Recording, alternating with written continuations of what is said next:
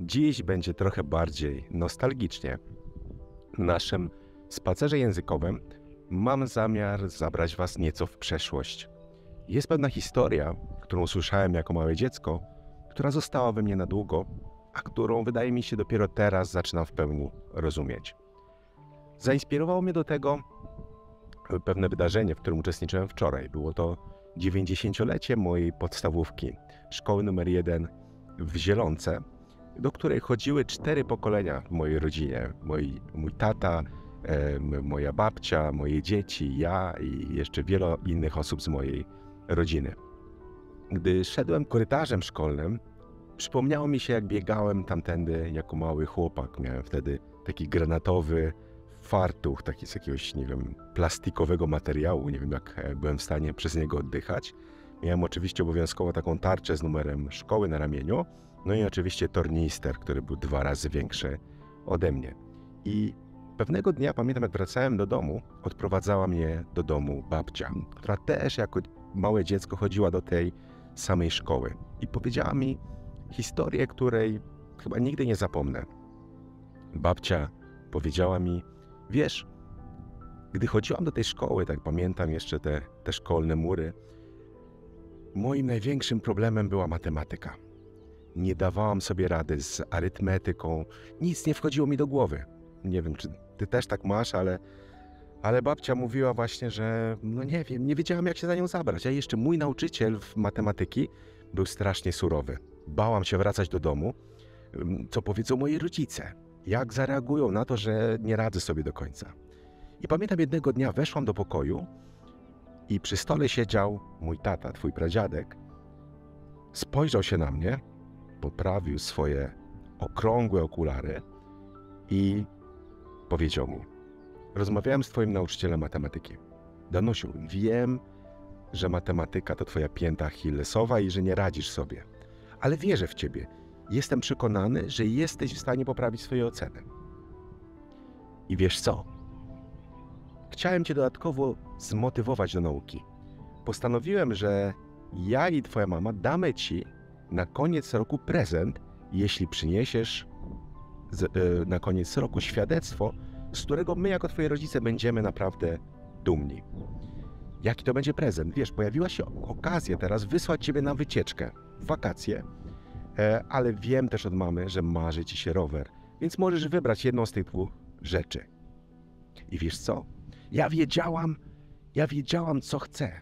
Od wielu miesięcy śnił mi się niebieski rower. Zamykałam oczy i wyobrażałam sobie, jak wsiadam na niego, jadę ulicami miasta, ulicami Zielonki, macham do moich kolegów, którzy stoją gdzieś tam z boku i mnie pozdrawiają. Babcia naprawdę była poruszona, gdy to opowiadała i kontynuowała. Wiesz, zabrałam się do nauki. Zaczęłam uczyć się jak szalona i matematyka stała się moją najlepszą przyjaciółką. I kiedy nadszedł ostatni dzień roku szkolnego i wracałam do domu przepełniona dumą, wiedziałam, że rodzice będą się cieszyć. I pamiętam ten dzień, kiedy tata zabrał mnie do sklepu. Weszliśmy i stał tam niebieski, lśniący rower, który widziałam tyle razy w moim śnie. I wiesz co? Jaka jestem dzisiaj na siebie zła, jak bardzo żałuję tego momentu, jaka byłam głupia. Wybrałam rower. Wiesz co, to były wakacje 1939 roku.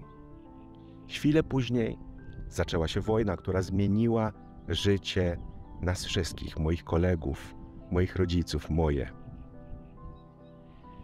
A rower? Nie miałam nawet okazji, żeby na nim pojeździć. Nawet nie nauczyłam się dobrze jeździć na tym rowerze, a gdy wybuchła wojna, zarekwirowało go od razu wojsko. A wiesz co jest najważniejsze? Ta wycieczka, którą proponował mi tata, to była wycieczka do Wilna.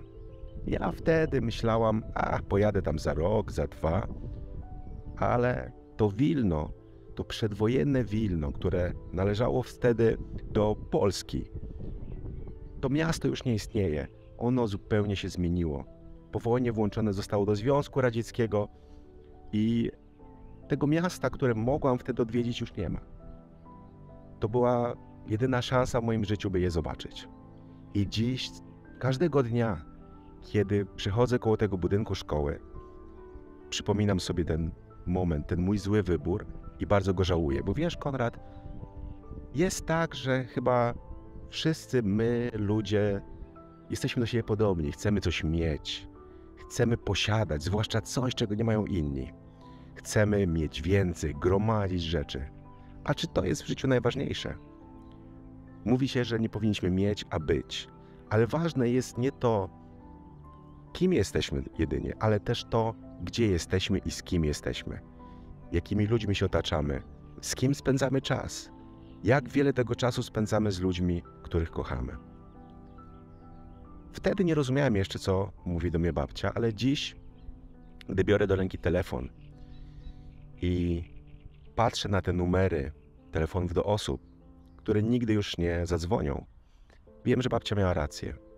Ja tych numerów nie potrafię wykasować, bo jest chyba tyle pytań, których nie zadałem, a które chciałbym jeszcze zadać i boję się, że jak wykasuję te numery, to coś się zmieni. I wczoraj, kiedy brałem udział w tych uroczystościach szkolnych, przechodziłem korytarzem szkoły i patrzyłem na zdjęcia, takie czarno-białe zdjęcia dawnych uczniów, pierwszych uczniów szkoły podstawowej nr 1 w Zielonce, którzy zaczęli chodzić tam w latach 30. i miałem wrażenie, że te małe dzieciaki,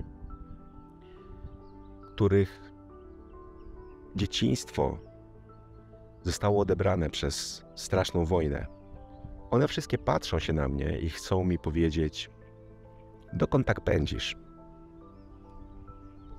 Czy naprawdę musisz tak narzekać? Zatrzymaj się, rozejrzyj się wokół siebie. Życie jest piękne, a ty masz wszystko, czego potrzebujesz, by być szczęśliwym. Dlatego nie przejmuj się niczym. Bądź szczęśliwy, ciesz się tym, co masz. Poznawaj świat, ucz się, spotykaj się z ludźmi, przede wszystkim spędzaj czas z tymi, których kochasz. Żyj tak, żebyś nigdy nie musiał żałować utraconych chwil.